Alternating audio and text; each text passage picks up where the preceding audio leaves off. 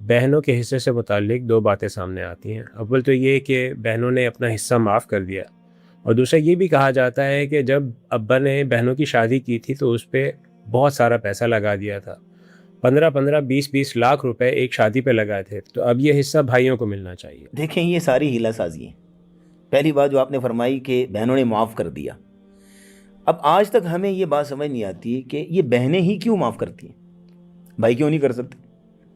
یہ کیسی بات ہے کہ بھائی تو سارا کچھ سمیٹ لیں، ہڑپ کر لیں، اور بھائیوں کے حصے میں سارا کچھ مال آ جائے، اور بہنوں کے حصے میں جو ہے وہ صرف معافی آتی ہے.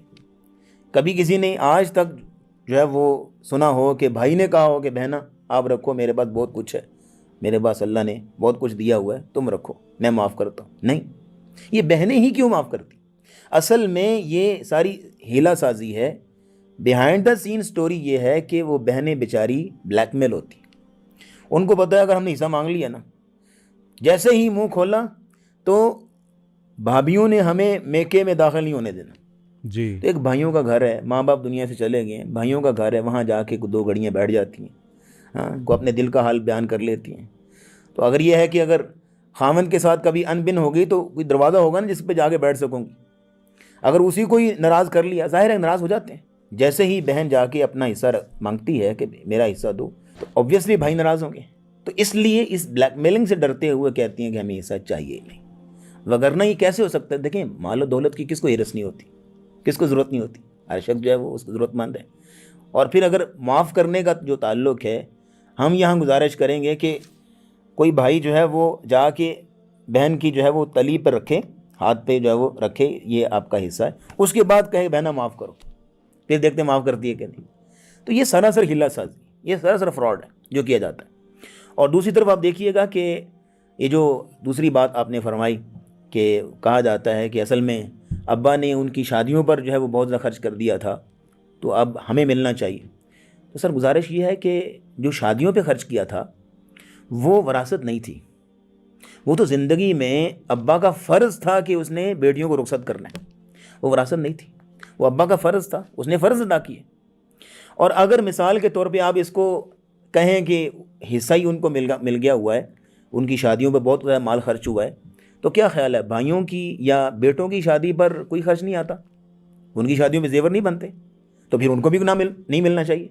کسی بیٹے کو کاروبار شروع کر کے دیا ہے، کسی بیٹے کو جناب دکان ڈال کے دی ہے، کسی کو جو ہے وہ کوئی یوں سمجھ لیجیے مکان بنا کر دی ہے، تو پھر یہ ہے کہ اس اعتبار سے بھائیوں کو بھی نہیں ملنا چاہیے کیونکہ زندگی میں ان کو بھی بہت کچھ مل چکا، ان کی تعلیم بھی بہت خرچ ہو چکا.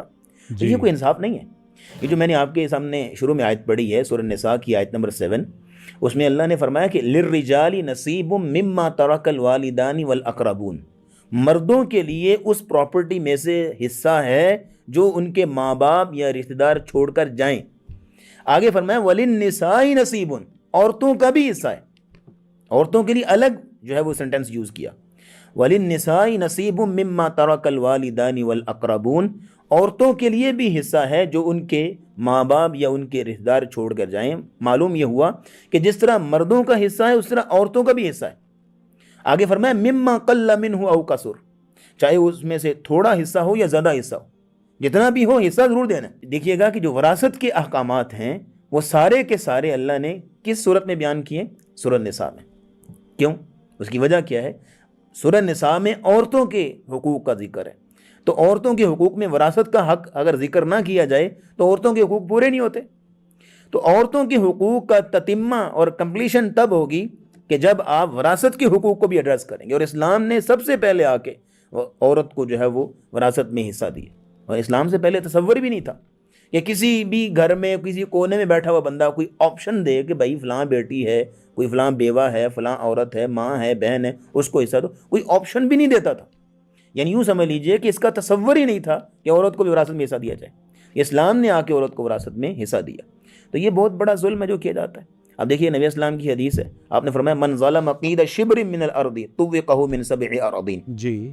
جو بندہ ایک بالشت زمین کسی کی ہتھیا لیتا ہے، قبضہ کر لیتا ہے، ایک بالشت زمین کتنی سی ہوتی ہے، اس پر نبی اسلام نے فرمایا کہ قیامت کے دن اس کو 7 زمینوں کا طوق پہنایا جائے گا، اور جو ساری کی ساری وراثت ہڑپ کر کے بیٹھا ہوا ہے. اور ہمارے معاشرے میں صورتحال کیا ہم کیا سمجھتے ہیں کہ ساری وراثت ہڑپ کر لو، بعد میں حج عمرے کر لو، ثواب پاک صاف ہو جائے. بالکل بالکل پاک صاف ہے، کوئی مسئلہ ہی نہیں۔ اور پھر دیکھیے کہ لوگ اس کو برا سمجھتے نہیں ہیں۔ معاشرے میں چور کو برا سمجھا جاتا ہے، جی، زانی کو برا سمجھا جاتا ہے، ڈاکو کو برا سمجھا جاتا ہے، سود خور کو برا سمجھا جاتا ہے۔ کئی لوگ آگے سوال کرتے ہیں جناب فلاں آدمی سود خور ہے، سودی کاروبار کرتا ہے، تو اس نے میری دعوت کی ہے، تو کیا میں اس کی دعوت پہ جا سکتا ہوں، کھانے پہ جا سکتا ہوں؟ یہ سوال کرتے ہیں لوگ۔ لیکن آج تک کسی نے یہ سوال نہیں کیا جناب فلاں بندہ اس نے اپنی بہنوں کی یا بیٹیوں کی وراثت ہڑپ کی ہوئی ہے، کیا اس کی دعوت پہ جا سکتا ہوں کہ نہیں؟ یہ سوال، یعنی اس کو برا سمجھتے نہیں۔ یعنی یوں سمجھ لیجیے کہ ساری کی ساری وراثت ہڑپ کر کے بھی وہ حاجی صاحب، وہ نمازی صاحب، وہ فلاں صاحب، وہ فلاں صاحب ہی رہتا ہے۔ یعنی تو اس کو یوں سمجھ لیجیے گا کہ یہ بھی اتنا ہی بڑا مجرم ہے جتنا کہ چور مجرم ہے، جتنا کہ سود خور مجرم ہے، جتنا کہ ڈاکو مجرم ہے، یہ بھی اتنا ہی بڑا مجرم ہے۔ ڈاکو تو کسی اجنبی شخص کو لوٹتا ہے نا، یہ اپنوں کو لوٹ رہا ہے، اپنی سگی بہنوں کو لوٹ رہا ہے، سگی بیٹیوں کو لوٹ رہا ہے۔ تو یہ کسی صورت بھی جو ہے وہ اس میں گنجائش نہیں ہونی چاہیے۔